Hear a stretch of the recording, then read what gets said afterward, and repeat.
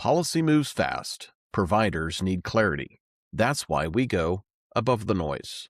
Well, good day, everybody, and welcome to the third episode of the Above the Noise podcast. My name is Ed Marasco, and I'll be hosting this particular episode of Above the Noise. And Above the Noise is one component of the Ames On Air podcast series.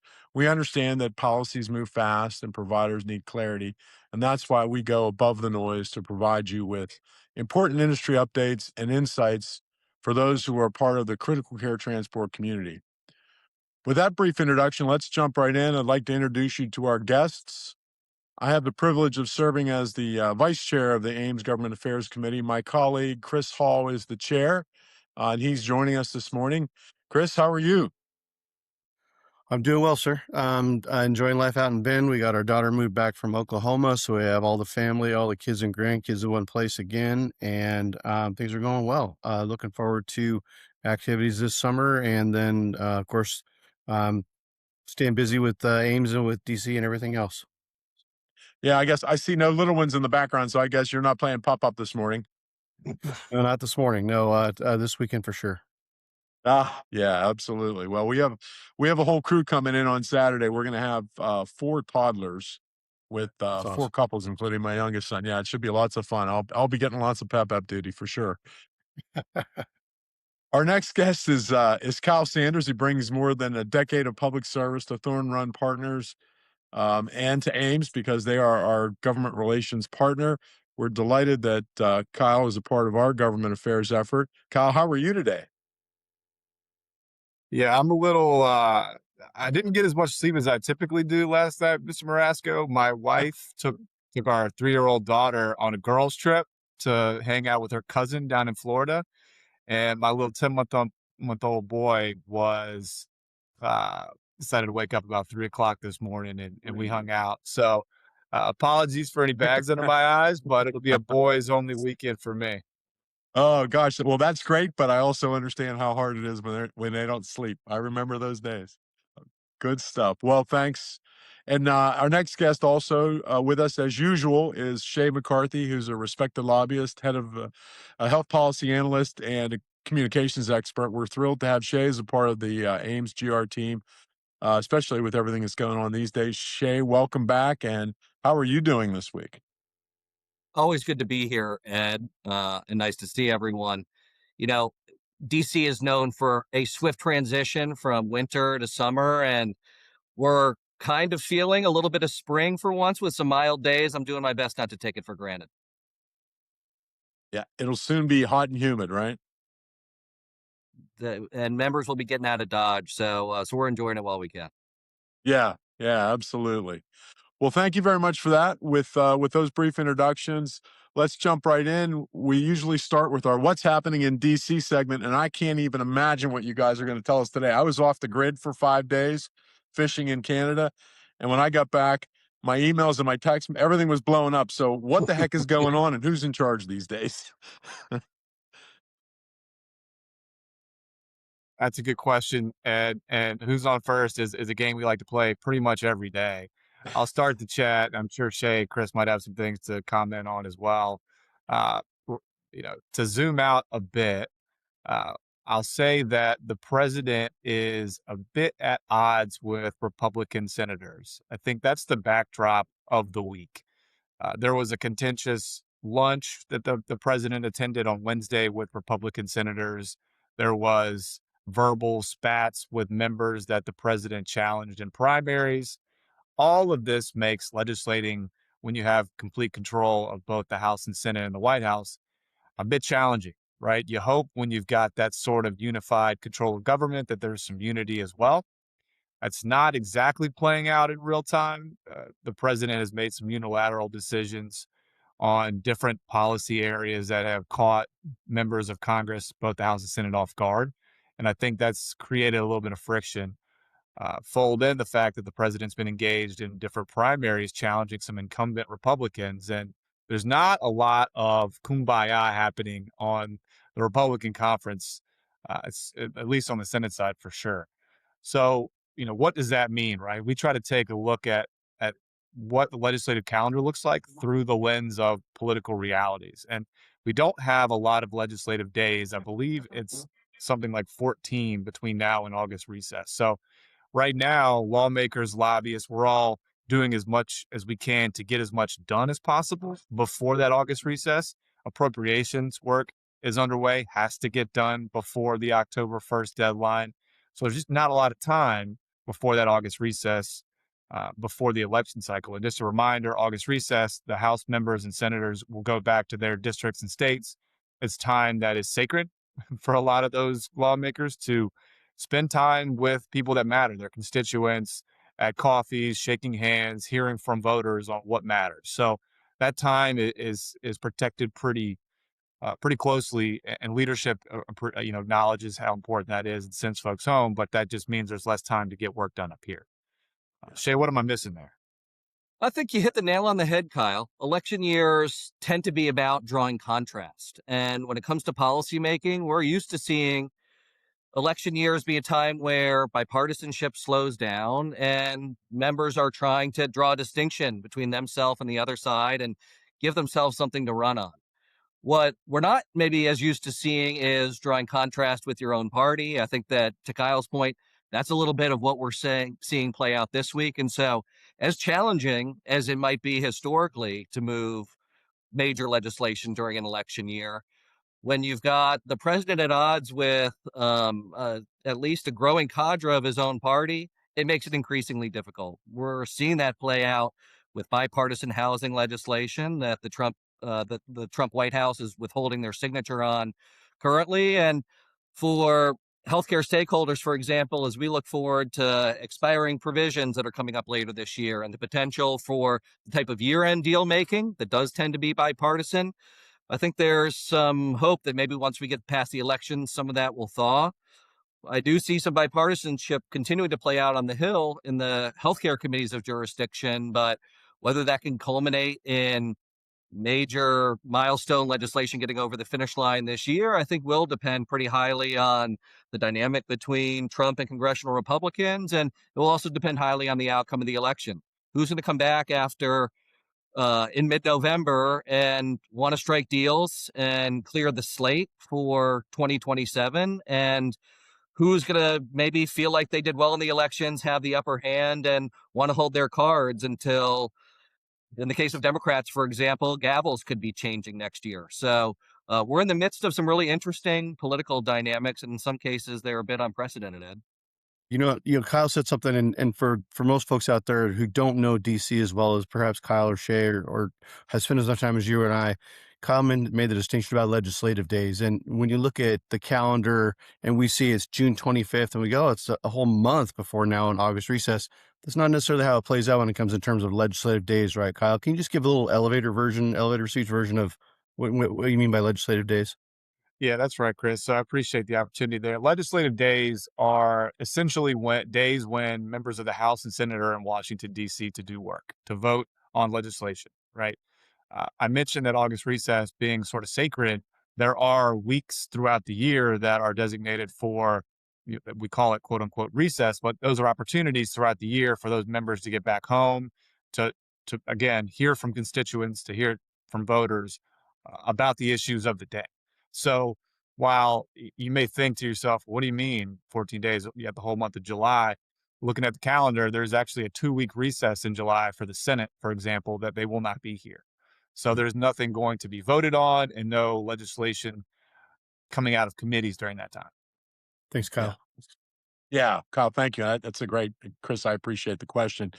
Well, I'm not sure we have time to get into it today, but I took my pen out here and I'm making some notes. I think as we approach the midterms, and maybe this will be something good for an episode a little later in the summer, is to hypothesize a little bit about what the remainder of the year will look like legislatively under the various scenarios of House changing hands, Senate changing hands. Like you said, the gavels might be transferring for a lot of these representatives. It might be nice to just take some time in a future episode to do that, to talk a little bit about what that might look like. Hypothetically, obviously, we're not going to hold you to that. Obviously, the parts are moving all the time. Well, thanks, gentlemen, for the update. I really appreciate that. This next segment is our Government Affairs 101, where we ask the folks, our audience gets a chance to sort of pick your brains a little bit as we think about things that are important to us from a GA perspective. So you've alluded to the fact that there's some budget deadlines coming. We talked about just briefly about October. Can you talk a little bit about budget reconciliation, how that process impacts some of the transport related issues that we have, maybe both risks and if there are opportunities you see as we move through the remainder of the budget reconciliation process for this year? And then also maybe touch on a little bit on what you think it might look like for the 27 budget, if you would be so kind. You got it, Ed. I could tee that up and then I'll hand it over to Shay to dive into some specifics. The long and short of it is reconciliation is a highly technical legislative maneuver that is deployed under one scenario. And that scenario is when one party controls the House, the Senate, and the presidency, the White House, all at the same time. That is sort of the trifecta secret sauce that you have to execute a reconciliation legislative package. What that bill does and why it's so important is it is an end around play on the 60 vote cloture threshold in the Senate. So in the House, you just need a simple majority to pass legislation. So whoever controls can pretty much dictate whatever comes through. The Senate is always different and has always historically been different. It requires a higher threshold to move legislation. It requires 60 votes. Uh, we've talked about margins before, but while the Republicans control the Senate, they don't have 60 senators to push things through. They've got 54, right? So we need, in order to get major legislation that Republicans only support, reconciliation is really the only way to do it. Because you can't otherwise meet that 60 vote threshold. So it's, again, convoluted, but it's a legislative mechanism that has certain criteria for different pieces of legislation to be included. The main distinction for this bill is there has to be a budgetary impact. So you're not supposed to, as a lawmaker, make policy changes on a reconciliation bill, but you can make changes to the budget. Republicans will often seek to reduce deficit spending through this measure, but there are all sorts of gimmicks, budgetary gimmicks that get them to those different results.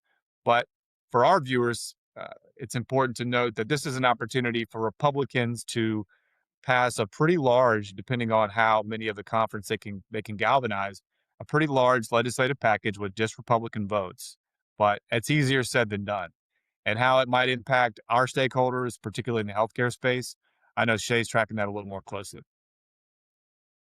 To Kyle's point, reconciliation is where the pendulum can really swing in public policy. The vast majority of bills that pass in Congress have to be bipartisan because of that rule that you have to have at least 60 votes in the Senate to pass most major legislation. With 54 Republican senators, that means that you almost always need at least 6 Democrats and typically a bunch more to be able to pass major bills. That has a moderating force on public policy, but when you look, and healthcare legislation is maybe a preeminent example of that, over the last 20 years, the biggest pendulum swings that we've seen in health policy have been as a result of these types of reconciliation bills. Back to Obamacare being created in 2009 and 10 through the reconciliation process, the TCJA bill, which was mostly a tax cut bill from the first Trump administration. During the Obama years, we had the big COVID era CARES Act bill that was a Democrat-backed bill. We see a lot of the more kind of monumental policy that is made in healthcare done through reconciliation. Republicans proved that last year when they passed the One Big Beautiful Bill Act that included a bunch of these Medicaid cuts. And as Republicans look to a potential third reconciliation bill, healthcare is going to be part of that conversation, but there are these challenges of wrangling members of your own party to get something like this over the finish line. Republicans took a big swing in the One Big Beautiful Bill Act, and I think from a lot of the perspective, from the perspective of a lot of moderate members in particular, they went about as far as they were willing to go on healthcare cuts. I think that they extracted in the neighborhood of $900 million in saving, or $900 billion in savings over 10 years from the Medicaid program. You're about to see a really interesting policy debate play out where you've got some Republican members that will say we're interested in going further, particularly on healthcare cuts. They will look again at Medicaid. But the low hanging fruit has been picked. And so as they kind of go back to the drawing board to figure out what could we include in a third package and what creates the kind of savings to maybe offset some of our spending priorities, that exercise is increasingly hard the closer you get to an election. And that's effectively both the policy and political debates that are going to be playing out through this reconciliation process. Medicaid is going to be on the table. It's going to be a subject of conversation. I wouldn't be surprised if things like health savings accounts and other traditionally conservative policies are part of the mix as well. But I'll tell you this, my expectations are pretty dim given the narrow margins and given the fact that the White House is not exactly playing ball with Senate Democrats politically, which makes it a little bit harder when it comes to advancing policy. And then one point of clarification that I mentioned 54 Republicans. We actually only have 53. Senator John Fetterman for Pennsylvania is a Democrat who has been voting with Republicans. So I think I just have my numbers off just a bit. But that just goes to show how thin that margin is, even in the Republican conference, to get things done. You can only afford to lose a handful of votes. And with the president choosing to go against some incumbent members in these primaries, the math doesn't really add up. Yeah. And does that dynamic change in terms of budget reconciliation and the prospect of getting something done over the next 14 days versus after the midterms are done and you start to see, maybe there's some lame duck folks, et cetera, et cetera. How does that dynamic change? Yeah, it's a good question, Ed, and it's going to continue to evolve. So, having conversations with Senate Budget Committee staff, I know they're waiting for the House to act. And when I say waiting, they're watching the House to see what sort of momentum they can gather and what sort of consensus they can reach. However, they're still going to do the necessary steps to build a budget resolution. That process on the Senate side will start after that July 4th recess, according to staff. So they're taking it very seriously, and they're going to do what they need to do to be ready, provided they can galvanize and rally around uh, a common set of legislative principles. Thanks, guys. I really appreciate that. I'm sure our audience will appreciate getting that insight as well as we move into this sort of difficult legislative time. Let's move on to our feature segment for today. We wanted to talk a little bit about aviation safety. And so there has been a great deal of dialogue in our community and broadly regarding aviation safety matters, some of the major events that have occurred in general in aviation, as well as certainly in the critical care transport community have brought this issue to the surface again. Not that it's not always top of mind for us, because of course it is, but it's created a chance for us to sort of refocus on it. And so there are a number of proposed pieces of legislation and a variety of related reports out there and discussions by agencies of jurisdiction regarding safety, um, including some of the work that we've been doing in our own community. Chris, let's start with the basics. What are the aviation safety related concerns that folks are talking about? And, obviously you were at the Safety Congress just a few weeks ago. Can you give us sort of a thumbnail of what kinds of things are coming to the surface and becoming priorities? Yeah, thanks for the question. It's one of these things as you know, I know, and one accident, one crash is everybody's crash, and it's one of these things where it happened. It may happen in one corner of the United States, but it's felt across the United States when we see our own teammates out there starting to think twice about what they're doing. When we see physicians and their decisions that they make, et cetera. I think some of the more high-profile ones that really got the nation's attention were the DCA crash, and certainly that's probably sparked the, a flurry of legislative activity, and then some other high-profile ones. Last year was, as we all know, not a good year for the air ambulance industry, unfortunately, and we've had a couple high-profile events this year. And I think that when we look at this, what we see is there has been a tremendous amount of investment in the technology that comes available. I think that what you see is air ambulance services, as soon as the technology comes available, they evaluate it, they look at it, look at the feasibility, look at the cost, and really do everything they can to pull out the stops to implement reliable new safety technologies. I think what continues to confound us with this is the human factors, and that's that was part of the conversation at the Safety Committee, or sorry, the Safety Congress, was these human factors. And that is the difficult part. Folks wake up every day and you're not the same person as you were the day before, and you're not going to be the same person you were the next day. These things affect us. We talked about it this morning. I was sick yesterday, and Kyle woke up at 3 a.m. with his boy. Those things, as much as we'd like to isolate them, those things play into the day and how we carry out our day and the decisions we make. So I Right. think that what we see is a lot of emphasis put on how do we get folks to have their head in the game moment by moment, task by task, each and every day. What do we do to minimize distractions? What do we do to make sure folks are fully engaged in making right decisions? Now, how that plays into legislation, that's another story, because it's a challenge. And the good news is that we've got, I think, two well-informed individuals who have put forth legislation. They've got good folks behind them, giving them good information, and we've had the opportunity for some really good input. And so, I'm grateful to Kyle and Shay and TRP and the other folks that have helped us out with navigating this as we see two different aviation bills, and how do we sort of make the sausage between the two of them, and have something that we can be happy with, that moves the ball forward. So I'll pause there and see if and go from there, Ed. Yeah, thanks, Chris. I appreciate that perspective. And actually, was hoping that maybe you and Kyle or Shay could give us a little more detail about the legislation that's currently under consideration and any agency activity that we should be aware of. Yeah, Ed, I can hop in here. So, to give folks that are listening a bit of a frame of reference, there are two competing aviation safety bills on dual tracks at the moment, one that originated in the Senate and one that originated in the House. Both of these bills are born out of the tragedy that happened with the DCA midair collision. And one of the most important stakeholder groups are the families of those victims that were impacted by that crash. They've been very engaged with Congress, particularly with Senator Cruz and his staff. Senator Cruz chairs a Senate Commerce Committee that has jurisdiction over aviation. So Cruz was the first to act in terms of building a bill that would seeks to address a lot of inconsistencies and uh, unfortunate lapses and blind spots that culminated in that DCA mayor collision.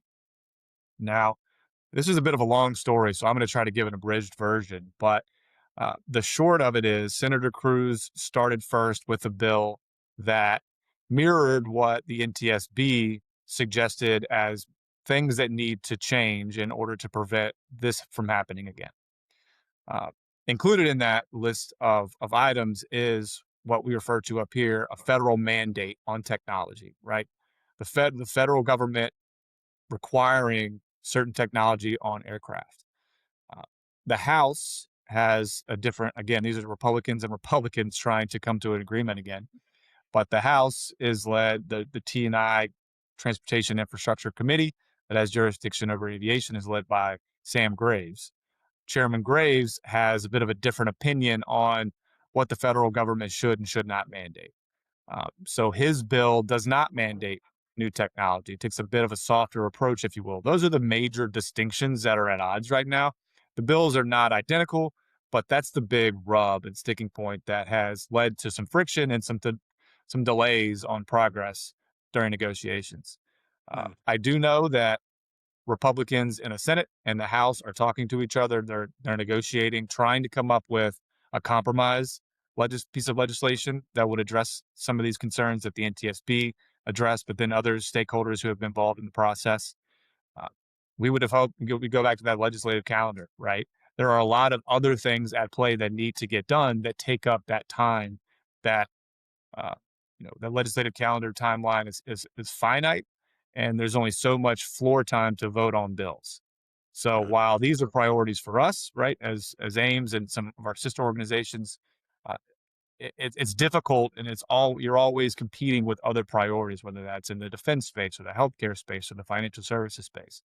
So, you know, that process, that negotiation is playing out a little bit longer than I think most would hope, but they are still talking, which is good. So, I would have liked to have seen some progress before, and I think a lot of folks are hoping for something before the August recess. I don't know if that timeline is realistic at this point.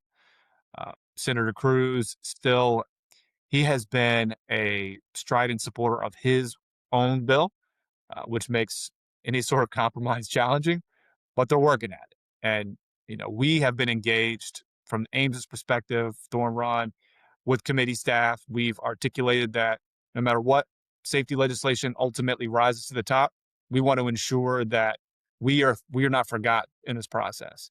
As you're developing advisory committees and other types of groups that can opine and bring expertise to conversations to shape future policy, don't forget about air medical operators and air medical providers. We were able to lock arms a bit with AMOA, the Air Medical Operations Association, on this exact topic, and work to include language in the House's bill, which is known as the Alert Act, that does just that, ensures that we have a seat at the table during future negotiations. We've also shared that language with the Senate, and they're reviewing that too. So, from our point, we continue to engage with these lawmakers, the folks that are literally drafting the bill, to make sure they don't forget about us. And they've been great partners to date, and it's been a very fruitful engagement. Great. Thank you for that. Are there any rub points? I mean, if you think about in our industry across, the associations that we coordinate with and try and collaborate with, is there anything that you guys are aware of that between the various versions of the bill or various bills that are out there, is there anything that's a rub point?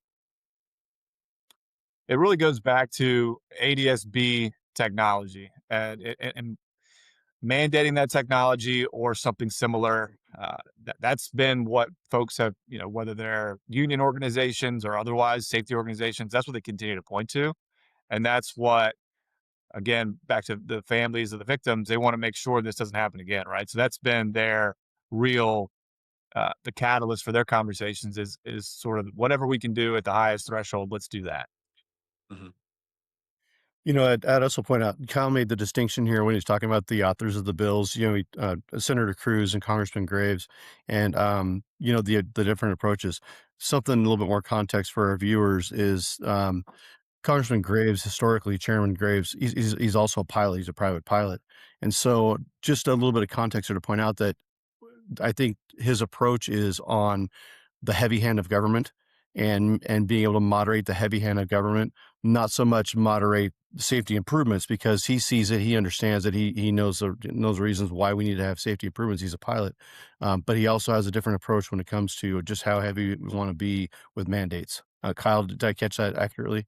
No, that's a really good wrinkle to this conversation. And Chairman Graves, just that he's got a different level of expertise and understanding and kind of knows his way around the cockpit a bit. So he's coming with a Yeah. completely different lens than most lawmakers. Yeah, I appreciate that. Any other thoughts you guys want to share regarding what's happening from a legislative perspective on the safety front? I know while the sausage is still being made, the key members of those committees of jurisdiction are still taking ideas. We've been engaged with Senator Moran's team, for instance. He's the chairman of the subcommittee on aviation on the Senate side. Uh, they're working on legislation that would address, at least hope to address, situations like the unfortunate event at LaGuardia when there was an airside driver incident with an aircraft. So the due diligence from committee staff and from lawmakers is impressive and admirable. They're trying to, in real time, come up with ways to ensure that these accidents don't happen again. I mean, safety is the top of their mind too. We're fortunate to be engaged with them to again remind them that we are a key cog in this wheel, and we should definitely have some input too. Yeah, absolutely. Well, thank you for that. There's obviously quite a bit of important work going on this front, and we will continue to monitor what's happening. I also, just as a side note, want to mention to the audience, we have prepared or some comments back on the UAS NPRM, which is another piece of aviation safety and aviation operations that Kyle and Shay and Chris and others are tracking very closely. So, and maybe we could take a deep dive in a future episode on that front. Anything else you all want to share for the good of the order today? We're running up against sort of the end of time, but I wanted to give you an opportunity to talk a little bit about anything else that's important that we should be sharing with the audience. Ed, I'll jump in here. I want to say a lot of gratitude to Ames and the folks that got together at the Safety Congress a couple of weeks ago. It was the first time in a long time that we had representation from the different associations, as well as various members there from Ames, ACT, AMOA. VAI was not able to be physically present, but VAI was there, and certainly will be read in on a lot of the conversations.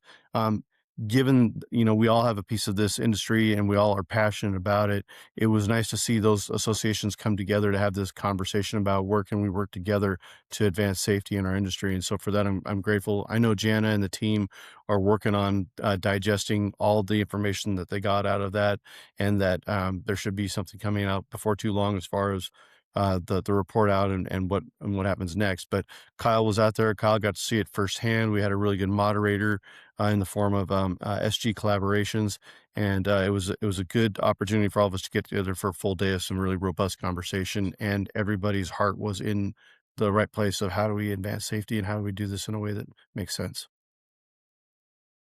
Yeah. Thank you for that, Chris. I appreciate the perspective on that. Obviously, something very important to our community, and I'm glad people were able to make time to be there and have honest dialogue. And I've heard some great feedback as well about all the conversations. So it's nice when everybody's rowing in the same direction, right? For sure. Absolutely.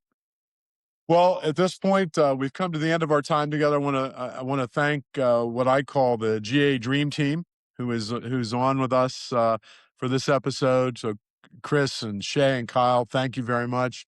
We're delighted to be able to delve into some of these issues. I can't thank you all enough for taking the time to schedule and join us here. I know it's hard to get those schedules matched up. With respect to the next time we're together, I wanted to, first of all, thank our listeners for joining us for this third episode of Above the Noise, and let you know that we are going to take a deep dive into the IDR process and some of the regulations and impacts that are surfacing over the last few months. So really looking forward to that conversation and trying to sort some of those things out for you. Thanks so much for listening to Ames on Air, today's episode of Above the Noise.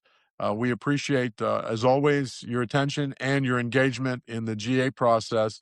We've got a very robust GA committee and effort. We meet weekly, and I can't thank you all enough, and can't thank our members who commit the time to be there each week and share dialogue and share feedback about what they're hearing. And I think with all that information we get, we're able to create more informed approaches to policy and legislation. So with that, thank you very much. And we will see you next time for Ames on Air. Thanks for listening to Ames on Air. Today's Above the Noise panel highlighted current issues across air medical and critical care ground transport. Policy moves fast, providers need clarity. That's why we go above the noise. Subscribe in your podcast app and visit the Ames on Air page at aams.org for show notes and links. See you next time.